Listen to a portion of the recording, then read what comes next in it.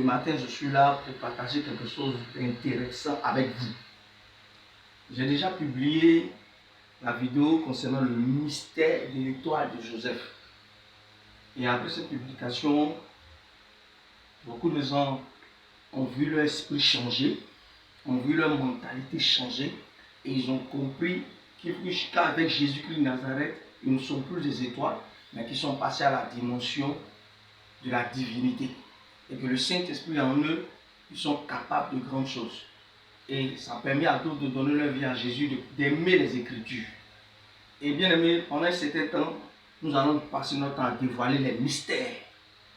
Et ce matin, je suis devant vous encore, en ce jour d'enseignement, pour vous parler d'un autre mystère. D'un mystère également qui va bouleverser votre vie, qui va changer votre mentalité.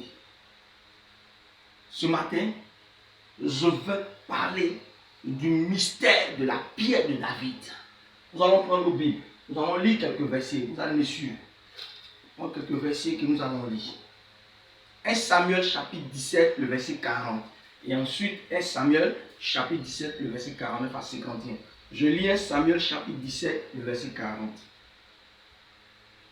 Il prit en main son bâton, choisit dans le torrent 5 pierres polies et les mit dans sa gibecière de berger et dans sa poche.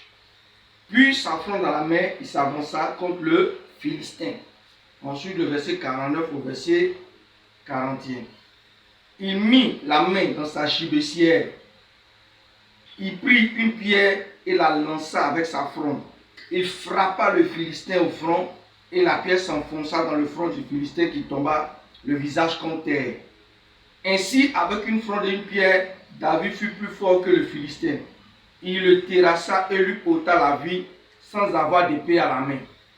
Il courut, s'arrêta près du Philistin, se saisit de son épée, qu'il tira du fourreau, le tua et le coupa la tête. Les Philistins, voyant que leur héros était mort, prirent la fuite. Alléluia. Bien-aimés, ce texte que je partage avec vous concerne le roi David. Je vous ai dit que nous serons sur les mystères. Et si tu comprends les mystères, tu seras un véritable disciple de Jésus-Christ de Nazareth.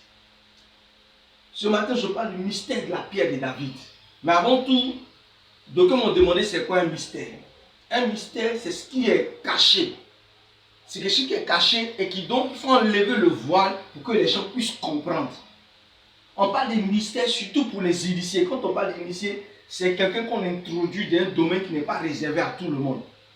C'est pourquoi Dieu, Jésus a dit, allez faire des nations des disciples. Parce que le disciple suit un mec. On introduit le disciple dans une formation, dans une action, on lui apprend des choses qui ne sont pas réservées à tout le monde. On peut comparer un disciple à un initié. Et ce matin, je suis là pour vous parler du mystère de la pierre de David. Nous connaissons tous l'histoire de David.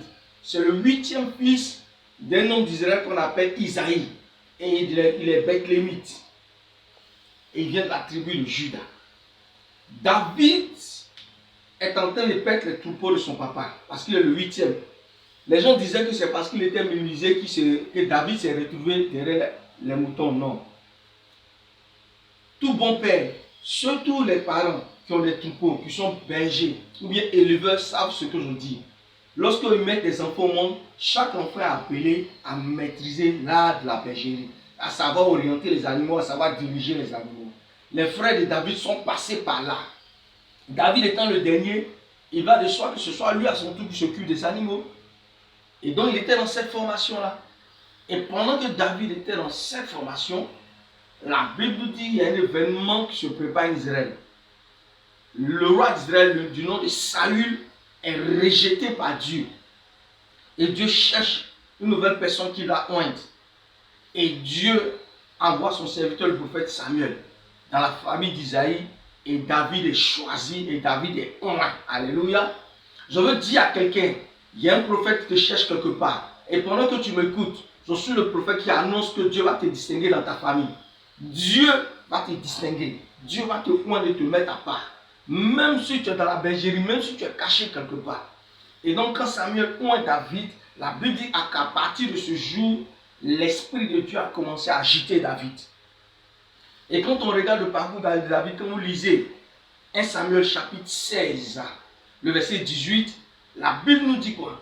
Que David est un homme fort, vaillant. C'était un guerrier. Il avait une belle apparence et c'était quelqu'un qui s'exprimait bien. Il savait également jouer de la musique.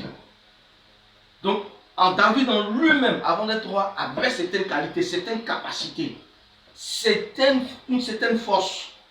Et donc, David est choisi par Dieu. David est entré à la bergerie. Et pendant la guerre, lorsque Dieu rejette Saül, Dieu suscite David pour aider Saül en ce qui concerne sa guérison. Parce que quand Dieu a rejeté Saül, Dieu a mis un mauvais esprit dans la vie de Saül. Et David qui a été choisi roi a désormais l'esprit de Dieu. Et David sait jouer à la musique. Donc chaque fois que Saül le roi est tourmenté, les gens cherchent quelqu'un qui sait jouer de la musique pour venir maîtriser le démon. Comme quoi, pour vous dire le pouvoir de la musique. Et donc David est celui-là que chaque fois on appelait pour aller jouer de la musique. Et chaque fois qu'il jouait de la musique, le mauvais esprit qui était dans la vie de Saül s'en allait. C'est ainsi que devaient être tous nos chants. Tout chant de Dieu, tout chant chrétien devrait être quelqu'un lorsqu'il chante, des guérisons se produisent. Des esprits démoniaques quittent des vies. Les gens doivent être soulagés. Ne dit-on pas que la musique adoucit les mœurs? Et voilà que David venait et jouait et l'esprit démoniaque quittait Saül pendant un certain temps. Et donc David avait cette activité-là. Et quand nous lisons le texte, quelque temps après, l'armée des Philistins va lancer un défi à l'armée d'Israël. Il y aura un combat dans la vallée, dit la vallée de Soko. Et parmi les Philistins, il y a un homme qui va se détacher du nom de Goliath. Du nom de Goliath. Du nom de Goliath. Du nom de Goliath.